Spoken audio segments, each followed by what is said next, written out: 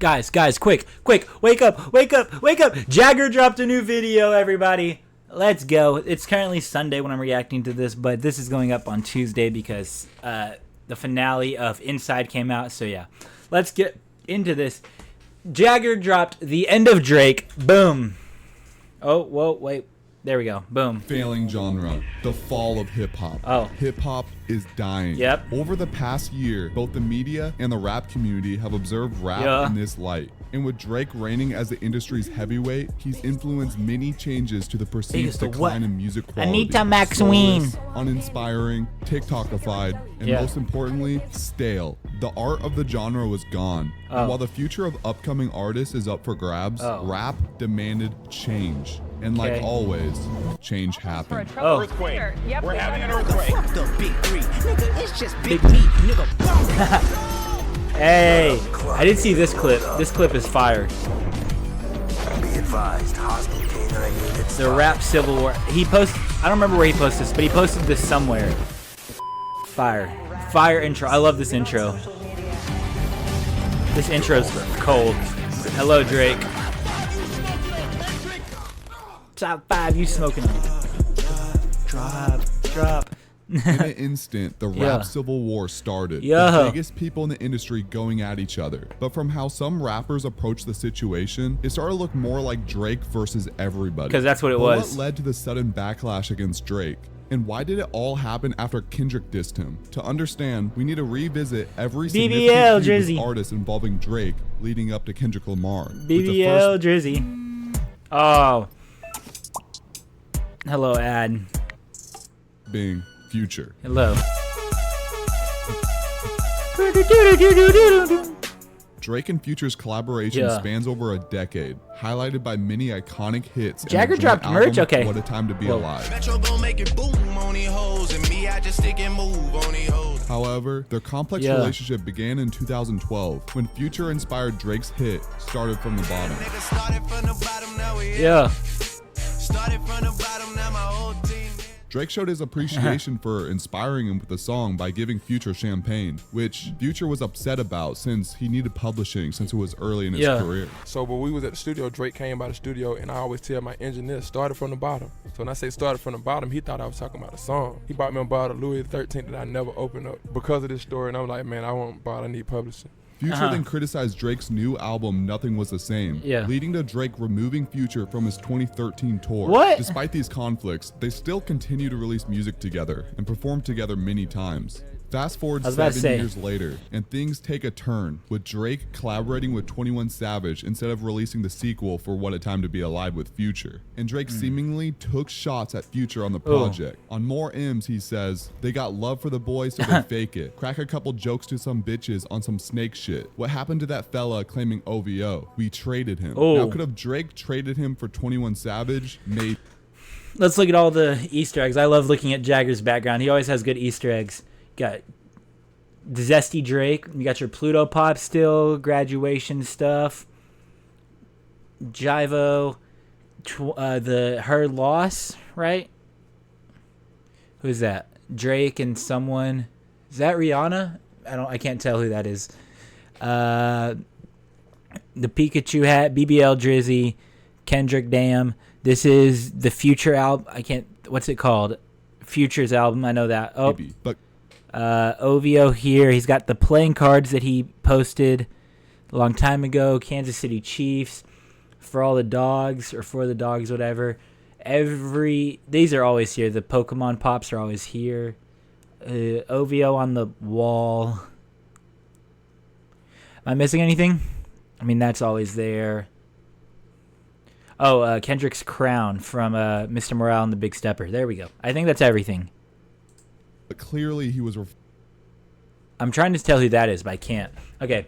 referring to Future. Tweets, chain, jackets. Yeah, I mean, come on. We get more lines on the song stating, probably why these hoes love to shower me with praises. Might have fucked a rapper, girl, but you ain't fucked Drake yet. And this is where the beef truly starts. And it's with a woman, allegedly named Princess Diana. On Fear of Heights, Drake says, he might take you on trips and he might have some hits, but baby, not more than me. Drake sounds crazy. And order some ones, but ain't throwing more than me. So listeners may think the trap as a nod to Future's roots in trap music, but actually this line has a double meaning, referring to the Booby Trap strip club, where Drake was spotted with a woman named Diana. Coincidentally, the title of one of the tracks on Metro and Future's collab album. Allegedly, Drake and Future found themselves involved with the same woman, which is not out of the ordinary in the rap world, like no one cares. But here's where it gets interesting. So when we look at the hit Type Shit off the first Metro and Future album, it confirms that the lyrics on More M's were about Future. Just a sad hoe running through the crew, which could be OVO. Bunch of rich fellas, hoes get confused. She fucked me, ran her mouth cause I'm a boss.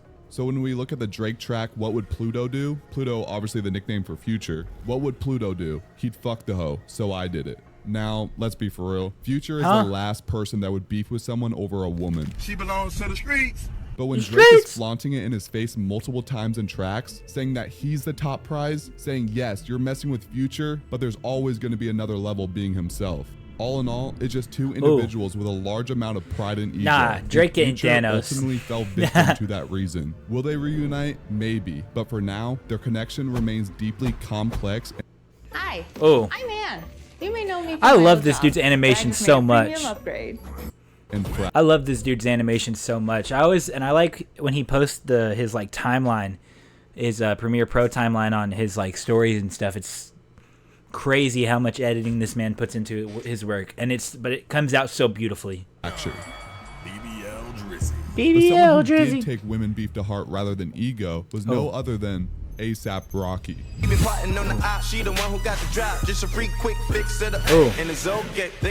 Initially lacking mainstream support, Drake offered him a platform by getting him on his tour. I'm trying to earn the right to call myself ASAP Drizzy one day. Rocky found himself alongside Kendrick Lamar on the tour. Yeah, crazy. A young Kendrick and Rocky side stage, watching Drake on the main stage. Them three collaborated on Fucking Problems, which became a massive hit.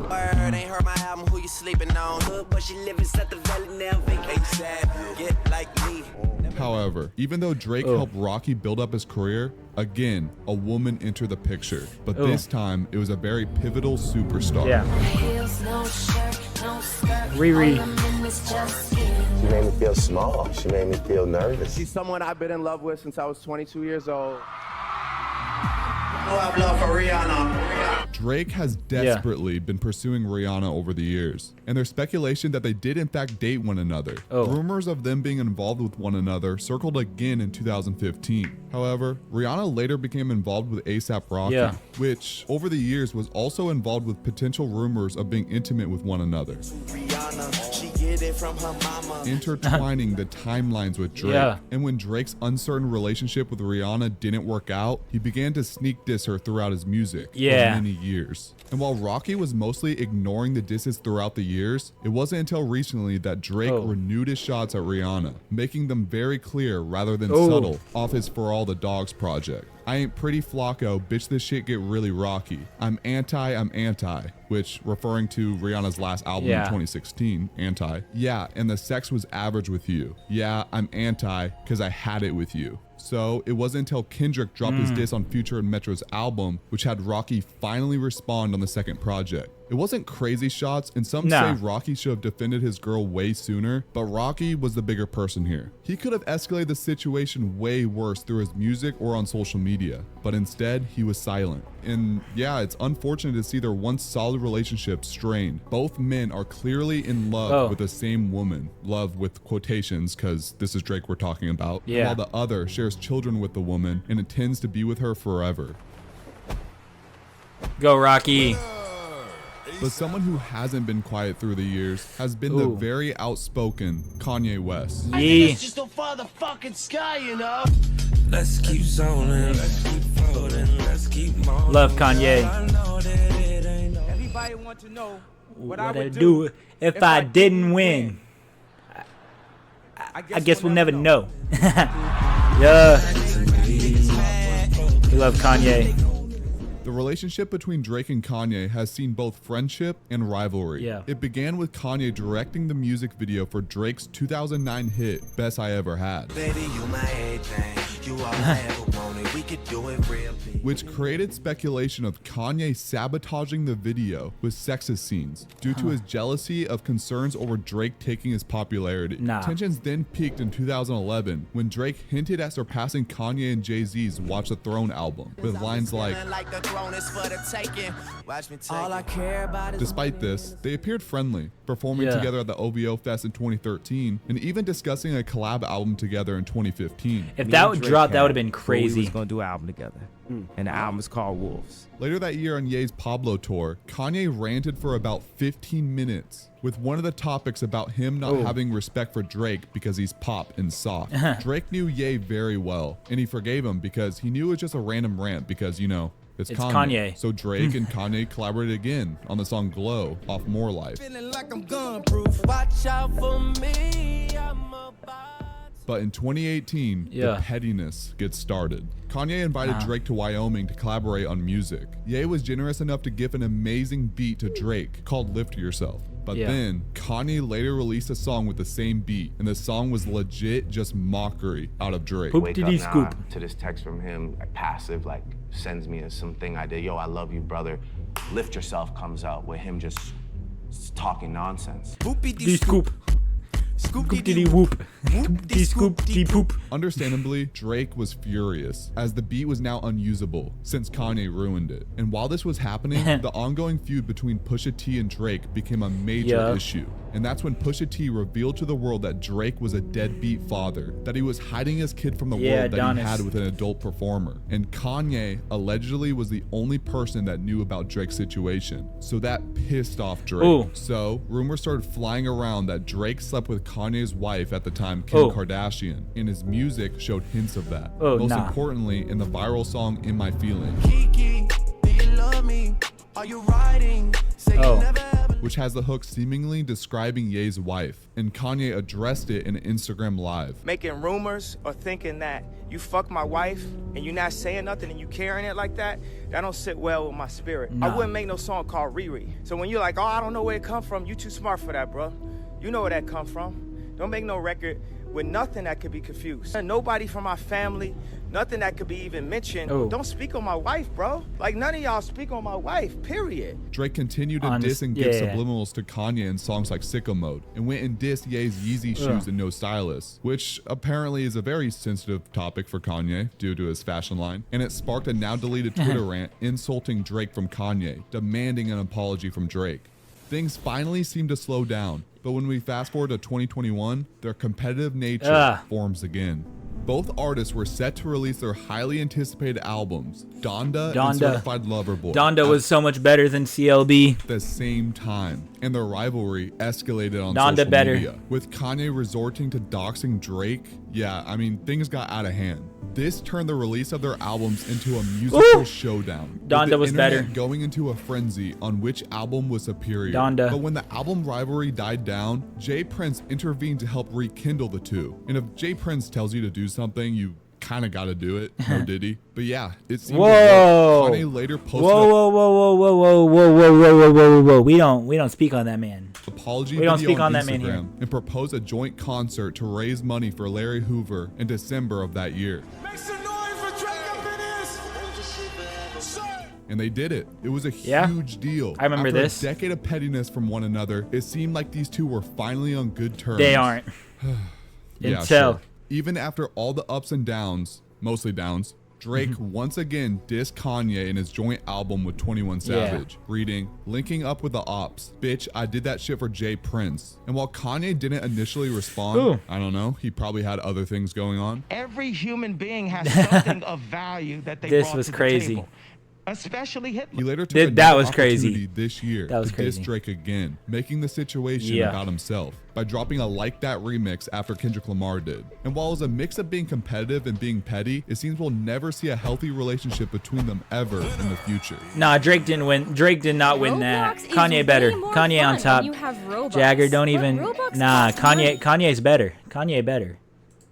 But what happens when an artist comes out of retirement to diss Drake again? Well, that's Kendrick. what happened with The Weeknd. Oh.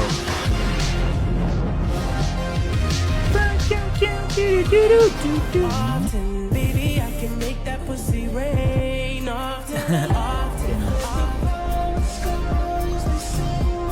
The relationship traces back to 2010 when Drake discovered The Weeknd's talent from being a Toronto native. Yeah. Weeknd, baby. Weeknd.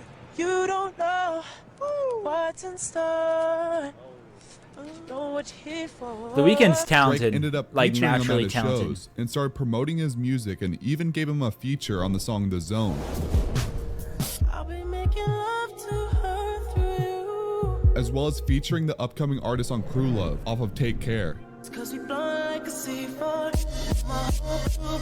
The Weeknd was starting to rise in fame, and Drake was quick to take action by trying to sign him to his label, OVO. But The Weeknd opted for Republic Records, which was easily the greatest decision he's ever made.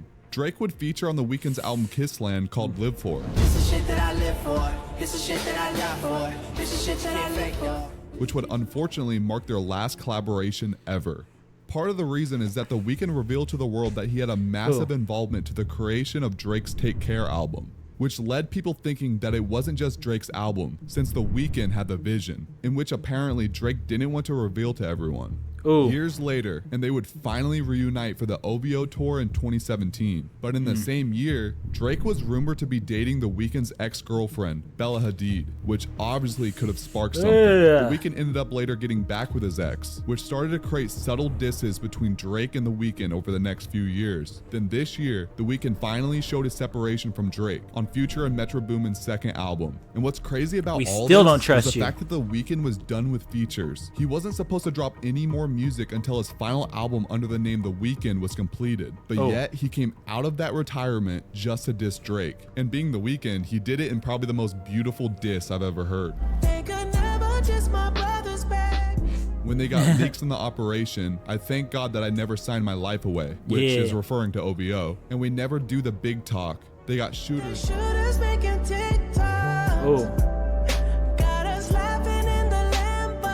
And yeah, to this point, it's very unlikely we'll ever see them collaborate again, or at least not anytime soon. The Weeknd. But what happens when an artist is desperate for Drake's attention? Well, that's Florida rapper Rick Ross. Getting Tupac money twice over, still a real nigga, red Gucci sweater, dice roller. Bitch, you weren't with me shooting in the gym. Tell Lucy and I said, fuck it, I'm tearing holes in my budget. Drake and Rick Ross have had many massive and iconic collaborations over the years, and were even supposed to release a joint album, but tensions arose in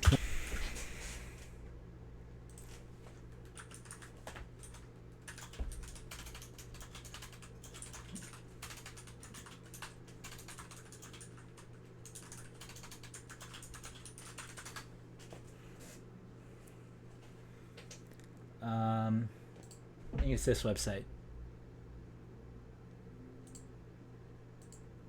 Where is it?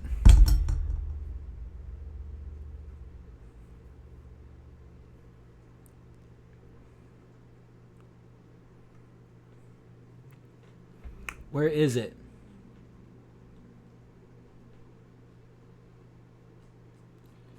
Huh. Not this website. It's not here. Where is it? There's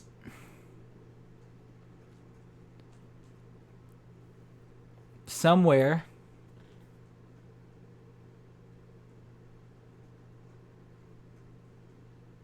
where I don't know what website it's on. Now I can't find it.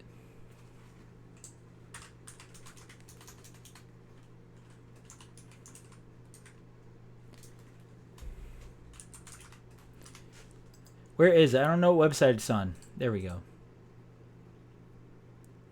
No.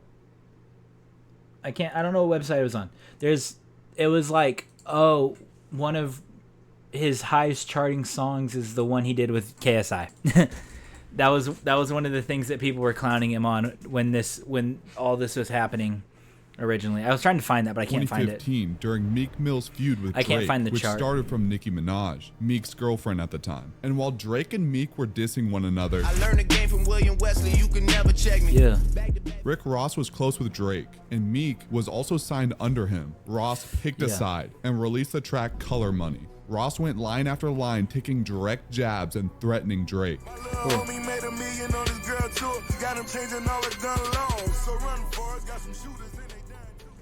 In the following years, Drake and Ross actually squashed the beef from requests from Jay Prince. They resolved their issues and even collaborated on several songs together.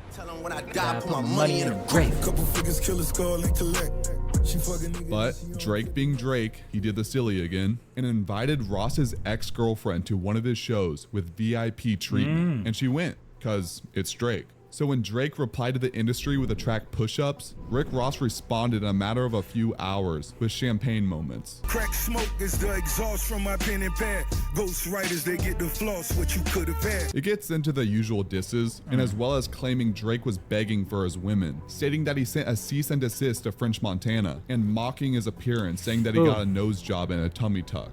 Oh, and most importantly, calling him a white boy. White boy, I see you. Another white boy in the same white boy that I see. White boy. I'm ready, white boy. Oh, with no underwear, white boy. White boy. Drake eventually responded, and he shared a text with his mom, claiming that Rick Ross hasn't eaten in days, and it's turned him angry and racist, which is honestly funny as fuck. Since then, Ross has been milking this whole situation as much as he can. Rick Ross has been milking this. As daily posts on social media about Drake. BBL it's Jersey. Very desperate, and it seems Drake isn't taking him very seriously. No. Which easily makes Drake the winner of this beef. Drake won this one. Drake did beat the Rick Ross one. Go away, Valorant. No one likes Valorant. But now, finally, BBL the artist that Jersey. started it all. Someone that is Kendrick. arguably the greatest rapper ever. Kendrick K-Dot. Lamar.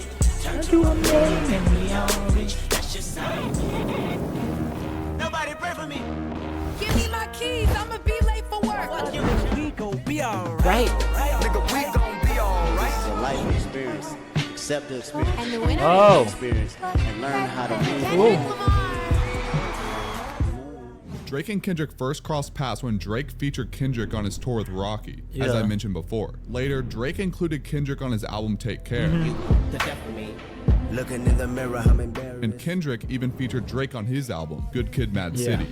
I really hope you play this, cause oh girl, you test my patience with all these. But then we get a verse in 2013 by Kendrick on Big Sean's Control. And that goes for Drake. I got love for you all, but I'm trying to murder you niggas. This caused an uproar in the hip-hop industry, but Drake remained unfazed by being name-checked in the track, considering it's not that serious, and it's just the competitive K-Dot of rap. wins. And yeah, after Drake seemed to be I can already tell by the art. K-Dot wins. praising Kendrick, He's the new guy to love, and of course, I mean, rightfully so. He's super talented, you know. The underdog that's extremely hungry. He's giving people like moments, you know, like that verse was a moment to talk about. Are you listening to it now at this point in time? Okay, and then I think that Kendrick has like the utmost potential, man. Like I didn't feel a way about that verse. I get it. but again, Kendrick took more shots at Drake in his XXL freestyle. Yeah, and nothing been the same since they dropped Control and tucked the sense of the rapper back in his pajama clothes. Ha ha. And it didn't take long for Drake to reply, claiming that he's bigger than him in his own city. After 8 months, the feud appeared to have died down. Drake even praised Kendrick during an OVO fest, calling him a king. I want to shout out my nigga Kendrick Lamar. Shout out to Kendrick. Look at J. Cole, man. We went on tour together. That's Look at Mr. Grippy, man. Right there. He's legendary, so shout out to him. He should be standing right there. There's a lot of kings in this shit. You understand what I'm saying? But Kendrick took offense to that compliment, which would not be the last time he'd react in a negative way towards praise. Over the years, there were subtle disses and subliminals in songs like Used To, King Kunta, Dark Side / Gone, and Deep Water. And Kanye later confirmed a few years later that they were still on bad terms with one another. So when it came to J. Cole and Drake's first-person shooter, J. Cole hailed himself, Drake, and Kendrick as the big three of the industry. Is it K-Dot, is it Aubrey or me? So when we got Kendrick as a surprise feature on We Don't Trust You, Fuck sneak this and first person shooter. I hope they came with 3 switches. Fuck the big 3. Nigga, it's just big me. Nigga, fed up with the sneak dissing, Kendrick makes it very clear who he's talking about. Kendrick's verse was packed with double meanings of genius, emphasizing his message with shot after shot. And then the aftermath started, creating a revolution from many artists in the game throwing their shots out. But how come everyone started going after Drake right after Kendrick did? Well, something you have to take into consideration is the business side of the feud. Hip hop is down. I think everyone knows that. Every high tier rapper has been on decline in terms of numbers and sales, including Drake. So when the top rapper in the game disses another massive artist, and we see the media and every music enjoyer suddenly starts talking about it, things are about to get interesting. Interesting by one being the track hitting #1 and staying at there for a very long time. Now, I'm not about to say that there's a conspiracy that all these artists were in on all of it, because I'm sure there's people out there that think that. But these artists do understand that they'll profit from being involved. Beefs are good for hip hop. It's always been that way. But do these rappers really dislike Drake?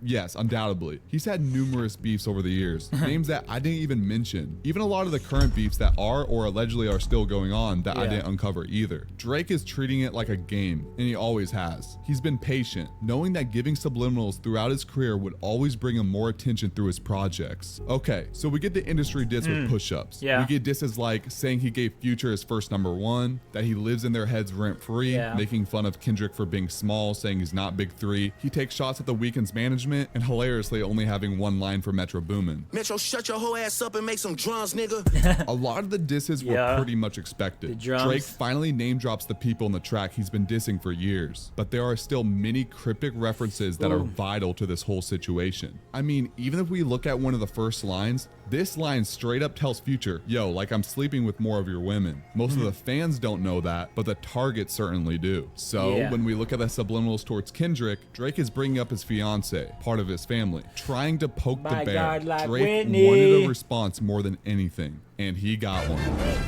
Everybody wanna be demons, till they get chipped by your throwaway. What's her name? Always a lame. Oh, you thought the money, the power of fame will make. I won't delve into a full breakdown because that could easily be a 15-minute video on its own. But yeah, there's plenty of lyrics with double meanings, calling Drake a pedo, which I mean, you know, like he says that Drake tried to cease and desist the Like That record, calls him out for the ghostwriting, calls Drake a deadbeat father, and goes on what Rick Ross was saying, calling him a white boy. These are fairly expected disses. Most of what Kendrick said, we've heard before. But let's be for real. No one can outdo what Pusha T revealed to the world about Drake.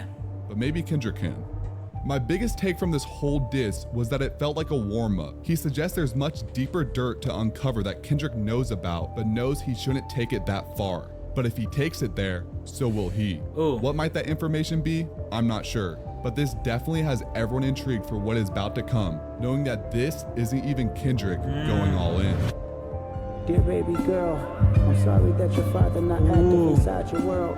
You don't commit to Put your hands on your girl. Is it self-defense cause she bigger than you? This video was written a few days after the release of Euphoria. Okay. So this was lover boy, certified pedophiles. That fuck 'em up. Superstar, right? And the fucking dead beat that should never say more life. Meet the grams. To the rest of you, the non-believers, the animated by underachievers, the Jagger. tweet and deleters. Anita You guys make me sick Maxween. to my stomach, fam. Honestly, if you guys want to look in my eyes, you guys want to do something? Anita Maxween. Anita Maxween. That was a great video. I always love when Jagger releases videos because they're always so beautiful. You know what? I don't typically do this for all videos, but I've been doing it for Inside Reaction, so we'll do it for here too. Saying that Drake wasn't mad about Control is wrong. He was the only one who took it to heart and did a full interview with Angie Martinez about it, which is why Kendrick shot back at him during his BET cypher. Oh wait, we'll do this. We'll do this as well. I always love his videos. Oh, he has started releasing videos. Oh, he released the Rick Ross.